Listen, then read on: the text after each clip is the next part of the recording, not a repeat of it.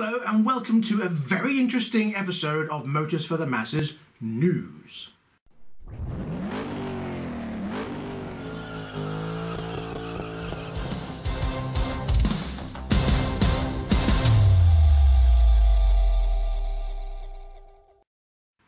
In this episode we'll be discussing speeding and its new reported consequences, some Top Gear, the diesel scrappage scheme, and we'd like some suggestions.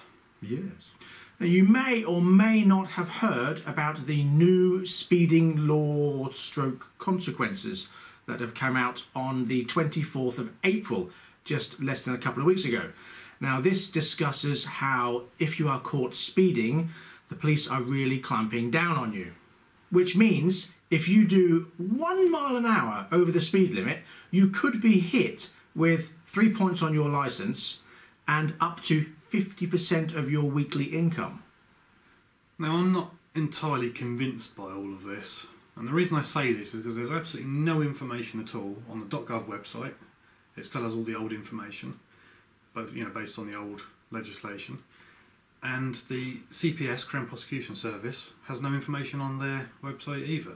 So why have they not updated it on what is essentially the most important websites we have? No, you're right. And it is all over the news and all over social media and everything. Yes, social media and each newspaper's websites. It's everywhere. Now, I spoke to a police officer a couple of days ago, and he told me that this law has been out for quite some time. But it's pretty much down to the discretion of the officer as to whether they enforce it or not. Now, in extreme cases, like that guy who's caught doing 134 mile an hour on the A11 last week, then they would probably instigate it. But other than that, he seems to think it's pretty much the same as it was. Yeah, more of a deterrent rather than a forced. Yes. Well, they do heed speed limits. Oh, yes. Absolutely. Like we always do. Absolutely. I understand how this law hits speeders in the pocket, making them think more, and the faster you're going, the more severe the penalty. Yes. The problem is what the media have highlighted. They've basically said that if you are caught doing between 1 mile an hour and 10 mile an hour, or 15 mile an hour when you get to the upper brackets of the speeds, you could face 3 points on your licence and 50% of your weekly income. So they're based on a tier system? It's based on, yes, but it's means tested. So basically, if you are earning more money, you're going to be paying more in a fine. But it's based on like a bracket of speed over the prescribed limit? Yes. So if you're caught doing 11 to 20, 25 mile an hour over the limit, you lose 100% of your weekly income as a fine. And up to 6 points on your licence as well. Yes, or between a 7 and 28 day ban they're doing as well. That's quite steep, isn't it? It is. There's a good incentive to not go over the speed limit, in my opinion. And of course, with the ban, the problem is... Insurance. Insurance goes up. You're going to go up. Indeed. Now, if you are doing 21 or more miles per hour over your limit, you could face 150% of your weekly income as a fine. And 6 points, or a 7 to 56 day ban. Wow. Which is quite severe. Now, I think that's only going to be instigated for extreme cases, but it depends again on the discretion of the officer. And obviously, with all this media hype, it could happen. And of course, these are rules for the magistrates to imply. So if you exceed a certain speed limit, that's the point when you'll be summoned to court, and that's when you'll be hit with these huge fines. And it depends what side of bed they get out on and what kind of person they are on the day. So good luck. So here's a question for you. If you do get your 7 to 56 day ban, does that mean you just can't drive for that period of time, or do you lose your licence and you have to retake your test? Interesting question. Yeah. And to that, I don't know the answer. Maybe someone out there in internet land would know the answer. The bottom half of the internet. Yes. Please let us know. Yeah, it's a scary thought, isn't it? I don't want to take my driving test again. No. Not for doing 1 mile an hour over the limit. I never had to do a theory. I'm old enough to not have done a theory. I did my test in 1991, and I didn't have to do a theory test, and I don't really want to do one. I did do the theory. It came out like a year before I did my licence, but only because I waited until I was like 21 before I did it. But the theory is not like it is now. No, it was easier. And now in your driving test, you have to learn to program a sat-nav. Oh, that's nonsense. What's that got to do with driving? Don't even get me onto that. We'll come on to that at another time. So, with regards to the speeding, I think they're going to let the media rant on about it to keep the fear out there. Just create a hype about it, isn't it? Exactly. I mean, why would they deny something that's a concept that's going to control speed? You know, they're just going to let it carry on and go, well, if people think it's true, hopefully they'll keep their speed down. Based on what I've witnessed, to and fro from home to where I spend most of my days, I've not seen a great deal of difference in speed. People are still whizzing by at 80, 90 miles an hour. They are, because you're always going to get the people that go, never going to happen to me. But to be honest, I mean, I've got cruise control in both my cars, and I always now, when I was just hovering around sort of the 30 mark, always, I now actually flick my cruise control on at 30, so as to make sure that I'm never going to get done. And obviously not on a dual carriageway, I'm switch it on at 70. Unless, of course, there's cars in front of me, and then I wouldn't do that, because that's dangerous. I don't tend to bother. I've got the nice big numbers read out in the middle of the dash. I just glance down. Ah, well, you're clever, you see. You have got a foot, and that foot regulates. I can control it. Ah, yes. I must learn this technique. Yeah, you need to shave some of the lead off. That's my problem, yes. I've got a very heavy foot, and it just falls to the floor, especially when you've got a V8 thumping underneath. You go, it's too simple. Anyway, we're waffling. Anyway, let's move on. Top Gear. The new series has been and gone. Yes, and I lost count the amount of times I forgot it was on. Oh, absolutely. I think I maybe watched 2 episodes when it was actually on. Yes, indeed, me too. And the rest was like maybe the Thursday after. And this says to me I just wasn't as excited as I thought I would be about it. It's all right. I enjoyed it. It was good. I enjoyed it. You know, there's some nice things in it, but I didn't love it. It wasn't anything specific. I mean, I actually enjoyed it. They had nice cars. They made some great films. They did some great filming. Yeah, I like them as techniques were good. It was amusing. Yeah, and I like them as presenters. I like all 3 of them. Indeed. I mean, obviously you've got Sabine and Jordan as well, but the main 3 presenters I enjoy watching. Yes, I agree. I think maybe it's run its course. Possibly. You know, maybe it's time for something different. Move on, find something else. I'll tell you what I do like about it is the way they bring a guest on, and it's not just a quick chat, there's your lap, bye-bye. They're there for a little bit, and they do something, you know, with Ross Noble and some of the other ones. I forget that woman's name who was in whatever that programme was that Matt LeBlanc does.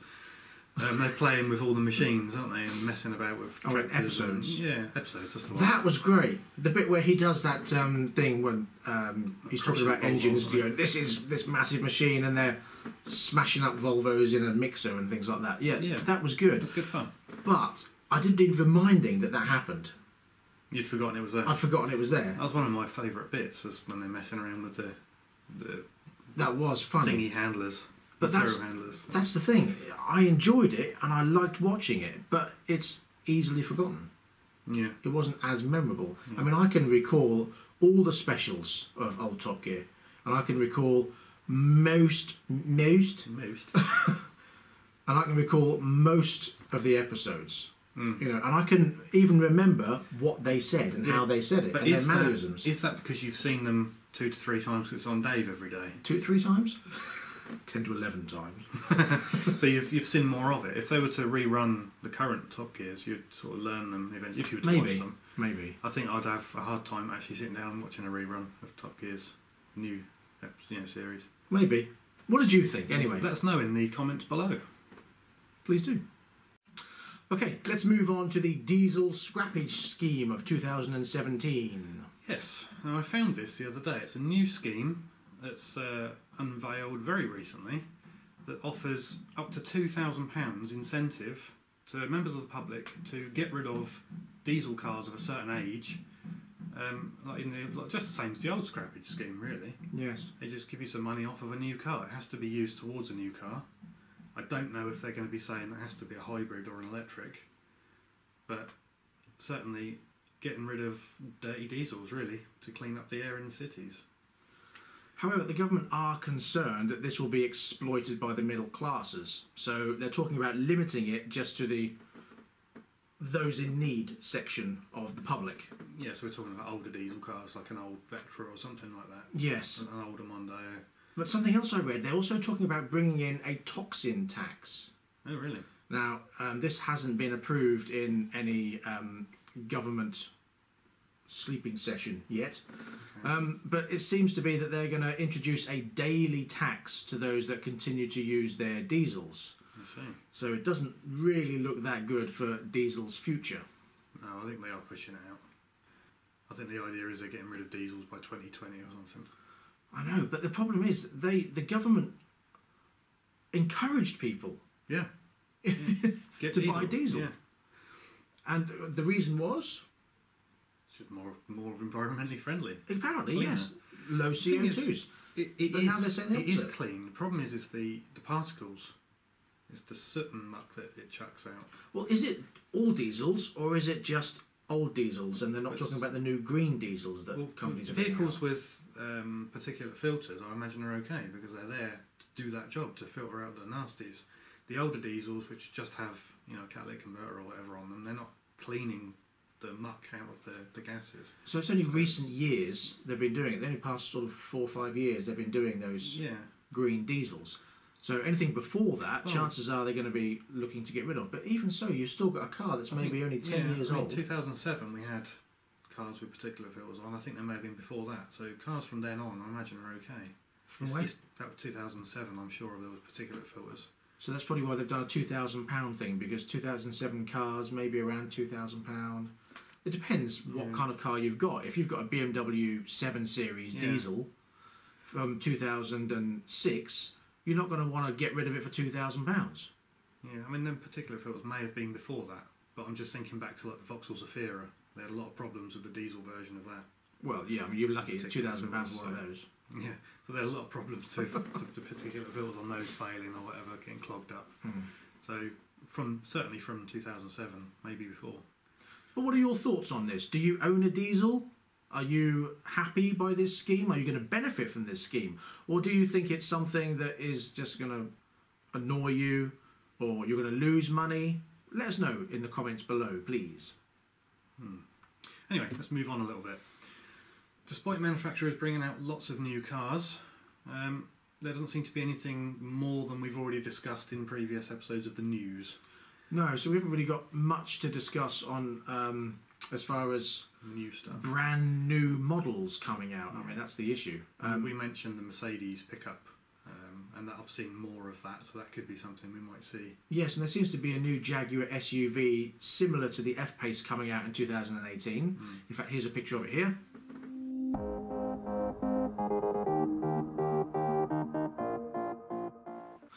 But there isn't a great deal sort of confirmed. These are all pretty much concept cars. So we're sort of in the middle of the year. It's that strange time where they haven't really decided exactly what's coming for 2018, although they are bringing out the 2018 Mustang. I had to mention that. Here is a picture of that.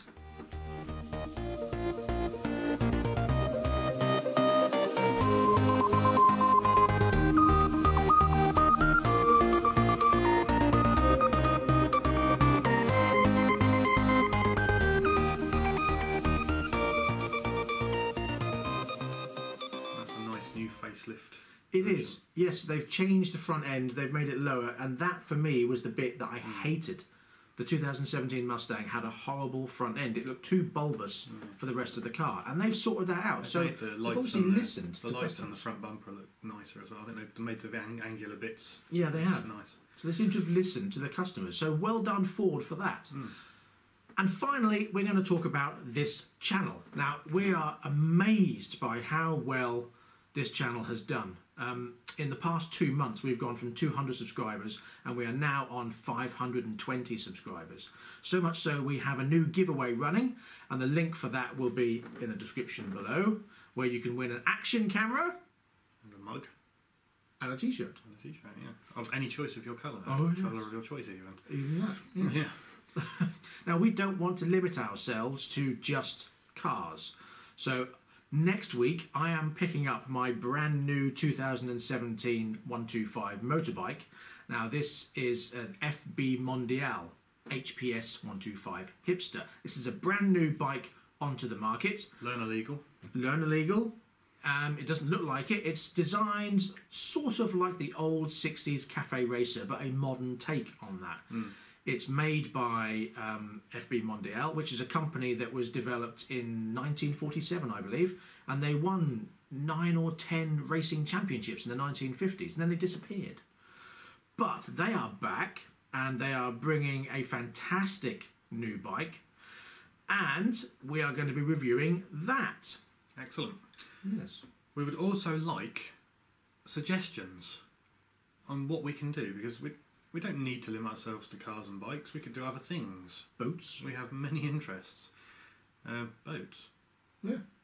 Anyone got a boat they want us to review? Let us know. By all means. Especially if it's moored off the Bahamas. I haven't got a passport. Oh my God. You see what I'm working with here? Anyway, yeah, please make some suggestions. Keep it sensible and maybe some, well, I was going to say clean, but I don't really care.